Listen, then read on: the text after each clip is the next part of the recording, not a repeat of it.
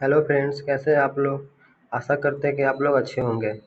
आज हम पार्ट 1 लेकर आए हैं, समान विज्ञान का अति महत्वपूर्ण प्रश्न। इसको हम लोग बारी बारी से देखेंगे कि क्वेश्चन वन लाइनर है और हम लोग देखेंगे कितना सही हुआ। अपने तैयारी को परखेंगे, आने वाले एग्जाम के दृष्टिकोण से बहुत महत्वपूर्ण है।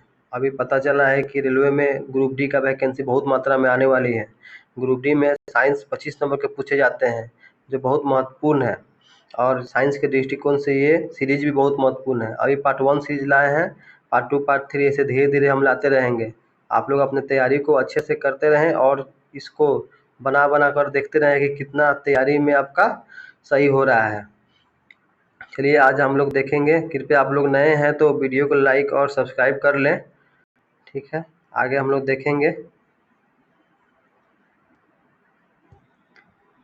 हम लोग वन लाइनर सीरीज है, इसको जल्दी जल्दी पढ़ेंगे और समझेंगे और आगे बढ़ते रहेंगे। पहला प्रश्न है, जीव तथा जंतु विज्ञान के जनक। जीव तथा जंतु विज्ञान के जनक को अरस्तु को कहते हैं, ठीक है, अरस्तु को। जीव विज्ञान शब्द का प्रयोग लेमार्क एवं ट्रेविनस ने किया था। लेमार्क फ्रांस के थे और ट्रेविनस जर्मनी के थे। जब विकास को सर्वप्रथम समझाया था लेमार्क ने समझाया था। चिकित्सा शास्त्र का जनक हिप्पोक्रेटस को कहा जाता है। वनस्पति विज्ञान का जनक थियोफ्रास्टस को कहा जाता है। रसायन विज्ञान का जनक लेवोजियर है, ठीक है। मानव विकास इतिहास परंपराओं से संबंधित विषय कहलाता है, एंथ्रोपोलॉजी कहलाता है। गैसों के विसरण के नियम का प्रतिपादन किसने किया था? ग्राहम ने किया था। ग्रहों की गति के नियम किसने दिया था? केपलर ने दिया था। E=mc² का समीकरण दिया था, आइंस्टीन ने दिया था। ऐसे 10 क्वेश्चन हम लोग पढ़े और अपना देखें कि 10 क्वेश्चन में कितना आप सही कर पा रहे हैं, ठीक है। इस तरह आगे हम लोग बढ़ते रहेंगे। जड़त्व के नियम की खोज किसने किया था? गैलीलियो ने किया था। गुरुत्वाकर्षण के नियम का प्रतिपादन न्यूटन ने किया था। प्राकृतिक वर्णन का सिद्धांत डार्विन ने दिया था। उत्परिवर्तन का सिद्धांत ह्यूगो डे ब्रिज ने दिया था। नेचुरल सिलेक्शन का सिद्धांत दिया था चार्ल्स डार्विन ने। विकास के सिद्धांत का प्रतिपादन चार्ल्स डार्विन ने दिया था। अनुवांशिकी का जनक किसे कहा जाता है? ग्रेगर मेंडल को कहा जाता है। अनुवांशिकी का सबसे पहला प्रयोग ग्रेगर मेंडल ने किया था। इन्हें मटर के पौधे पर किया था। किसके? मटर के पौधा पर, ठीक है। मेंडल ने अपने प्रयोग के लिए चयन किया था मटर के पौधे का, ठीक है। अनुवांशिकता के विज्ञान को अनुवांशिकी कहा जाता है, डब्ल्यू वाटसन ने कहा था। अनुवांशिकी के विज्ञान को अनुवांशिकी किसने कहा था? डब्ल्यू वाटसन ने कहा था। अनुवांशिकी उत्परिवर्तन होता है क्रोमोसोम में। क्रोमोसोम में अनुवांशिक उत्परिवर्तन होता है, क्रोमोसोम में। सर्वप्रथम जीन शब्द का प्रयोग किसने किया था? जोहानसन ने सर्वप्रथम जीन शब्द का प्रयोग किया था। जीन अवस्थित होते हैं गुणसूत्र में। मानव के गुणसूत्र में जीन अवस्थित होते हैं। एक जीन एक इंजाइम सिद्धांत का प्रतिपादन किया था बीडल एवं टैटम ने, ठीक है। पूछेगा एक जीन और एक इंजाइम सिद्धांत का प्रतिपादन किया था बीडल एवं टैटम ने। खून की कमी से खून का रंग क्या, खून का रंग लाल होता है, किसके कारण लाल होता है? पूछ देगा खून का रंग लाल होता है किसके कारण लाल होता है? तो हीमोग्लोबिन के कारण होता है। आप लोग बताइएगा। हाँ, खून में पाया जाने वाला कौन सा तत्व है? तो लोहा, लोहा आयरन, Fe, जिसको फेरस कहते हैं, लोहा। हीमोग्लोबिन में पाया जाने वाला तत्व कौन सा है? लोहा है। हीमोग्लोबिन यौगिक है, प्रोटीन का यौगिक है। खून का थक्का नहीं जमता है हीमोफीलिया में। हीमोफीलिया जब रोग हो जाएगा तो खून का थक्का नहीं जम जाएगा, खून का थक्का नहीं जमेगा। खून आपका अगर कहीं कटता है तो खून बहते ही रहेगा, थक्का नहीं जमेगा। शरीर के अंदर रक्त को जमने से रोकता है। कौन ऐसा एंजाइम है जो शरीर के अंदर रक्त जमने से रोकता है? हिपैरिन नामक प्रोटीन है। जो एक प्रोटीन है हिपैरिन नामक, वो शरीर के अंदर रक्त जमने से रोकता है। हिपैरिन नामक प्रोटीन का उत्पादन कहाँ होता है? हिपैरिन का नामक प्रोटीन का उत्पादन यकृत में होता है। रक्त का अध्ययन कहलाता है हेमेटोलॉजी कहलाता है। रक्त का अध्ययन हेमेटोलॉजी कहलाता है। रक्त का थक्का बनने में सहायक है कौन है? रक्त का थक्का बनने में सहायक कौन सा सेल है? प्लेटलेट्स है। प्लेटलेट्स रक्त का थक्का बनने में सहायक है। प्लेटलेट्स की मृत्यु कहाँ होती है? देखिए प्लीहा में। प्लेटलेट्स की मृत्यु कहाँ होती है? प्लीहा में। आरबीसी की मृत्यु कहाँ होती है? प्लीहा में। प्लेटलेट्स की मृत्यु कहाँ होती है? प्लीहा में। आरबीसी की मृत्यु कहाँ होती है? प्लीहा में। इसको कहते हैं स्प्लीन, स्प्लीन बोलते हैं इसको इंग्लिश में, ठीक है। रक्त का थक्का जमने में सहायक विटामिन कौन सा है? विटामिन के। रक्त का थक्का जमने में सहायक विटामिन कौन सा है? विटामिन के।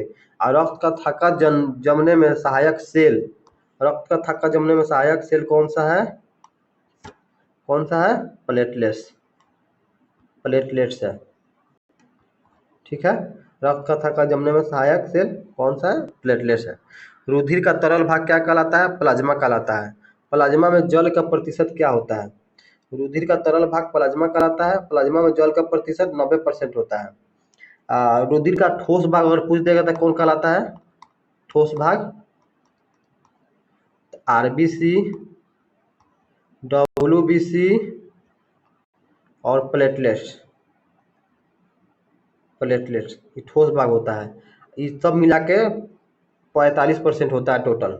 टोटल 45% होता है आरबीसी में।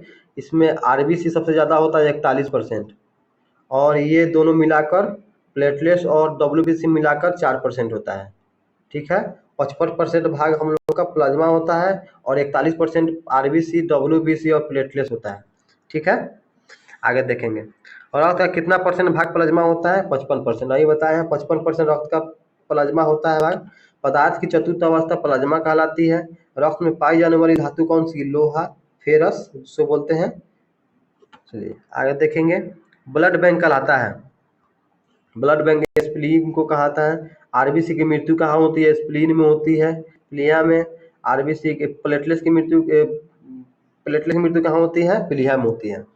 आरबीसी के कब्र गया, ग्रेव यार्ड किसे कहते हैं? आरबीसी को प्लीहा को कहते हैं। ठीक है। ब्लड बैंक में रक्त को सुरक्षित रखा जाता है। कितना डिग्री पर रक्त को सुरक्षित रखा जाता है? 40 डिग्री फ़ारेनहाइट पर ब्लड बैंक में रक्त को सुरक्षित रखा जाता है। रक्त समूह होते हैं, 4 प्रकार के रक्त समूह होते हैं, देखेंगे हम लोग।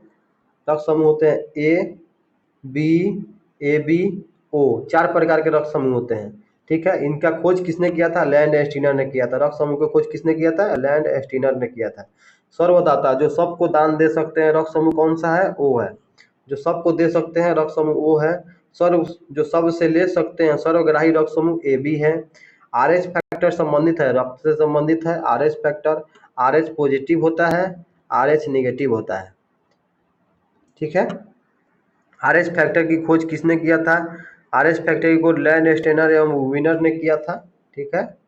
तो रक्तचाप नियंत्रित होता है एड्रिनल ग्लैंड द्वारा। हमारे शरीर में एड्रिनल ग्लैंड जो है, जो जिसके द्वारा रक्तचाप नियंत्रित होता है। रक्त को शुद्ध करता है। रक्त को शुद्ध कौन करता है? ब्रिक। रक्त को शुद्ध कौन करता है? ब्रिक करता है। ब्रिक मतलब किडनी। हम लोग का एक दिन में, 1 डे में कितने लीटर ब्लड को प्यूरिफाई करता है? तो रक्त को शुद्ध करता है। एक दिन में 180 लीटर, 180 लीटर ब्लड को प्यूरिफाई करता है। ठीक है। रक्त के शुद्धिकरण की प्रक्रिया है। रक्त के शुद्धिकरण की प्रक्रिया क्या है? डायलिसिस। रक्त के शुद्धिकरण की प्रक्रिया क्या कहलाती है? डायलिसिस कहलाती है। रक्त के शुद्धिकरण की प्रक्रिया डायलिसिस कहलाती है। 50 पूछे में देखेंगे। आप लोग अच्छे से पढ़े हैं, इसको समझे हैं, और देखें आपको कितना आ रहा था, कितना नहीं आ रहा था। ठीक है। इसको अच्छे से, जो नहीं आ रहा था उसको अच्छे से फिर दोबारा पढ़ेंगे, आपको याद हो जाएगा इस क्वेश्चन। आप लोग कृपया वीडियो को लाइक और चैनल को सब्सक्राइब कर दें।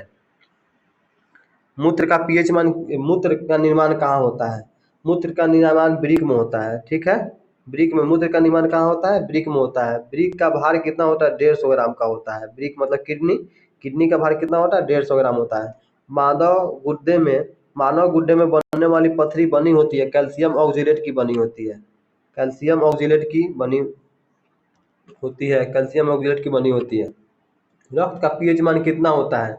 रक्त का पीएच मान 7.4 होता है। रक्त एक क्षारीय प्रकृति का होता है। क्षारीय प्रकृति का रक्त का पीएच मान 7.4 होता है। 7 से कम रहेगा पीएच मान तो अम्लीय होगा। 7 से अगर अधिक रहेगा तो क्षारीय होगा। और 7 रहेगा, जो 7 रहेगा तो उसका उदासीन होता है। ठीक है। रक्त दाब मापने वाला यंत्र क्या है? स्फेग्नोमैनोमीटर है। रक्त दाब मापने वाला यंत्र स्फेग्नोमैनोमीटर है। सर्वप्रथम रक्त परिसंचरण तंत्र का अध्ययन किया था विलियम्स हार्वे ने। सर्वप्रथम रक्त परिसंचरण तंत्र का अध्ययन किसने किया था? विलियम्स हार्वे ने किया था। शरीर से हृदय की ओर रक्त ले जाने वाली रक्त वाहिनी क्या कहलाती है? शरीर में क्या होगा? पूरा शरीर में घूम गया ब्लड, यानी शरीर से रक्त हो गया अशुद्ध। अशुद्ध रक्त अब हृदय की तरफ जाएगा तो उसको कौन सा वाहिनी ले जाएगी? कौन सी ले जाएगी? तो उसको शिरा ले जाएगी। शिरा अशुद्ध रक्त का वहन करती है, ठीक है। और वही धमनी शुद्ध रक्त का वहन करती है, शुद्ध रक्त का, जो हृदय से शरीर की तरफ लेकर आएगी। आगे देखेंगे हम लोग। हाँ, हृदय से शरीर की ओर ले जाने वाली रक्त वाहिनिका कहलाती है, तो धमनी कहलाती है। धमनी शुद्ध रक्त को ट्रेवल करती है, ठीक है। हृदय की धड़कन का नियंत्रण किसके द्वारा होता है? हृदय की धड़कन का नियंत्रण पेसमेकर के द्वारा किया जाता है। जराबिक सेवन क्या है? एक प्रकार का कृत्रिम हृदय है। जराबिक सेवन एक प्रकार का कृत्रिम हृदय है। शरीर में ऑक्सीजन का परिवहन होता है, शरीर में ऑक्सीजन का परिवहन रक्त द्वारा होता है। देखिए, रक्त हम लोग का लंग्स के पास जाता है, लंग्स के पास जाता है। हम लोग जो सांस लेते हैं उसमें कार्बन डाइऑक्साइड, ऑक्सीजन और अन्य प्रकार का गैस मिले होते हैं।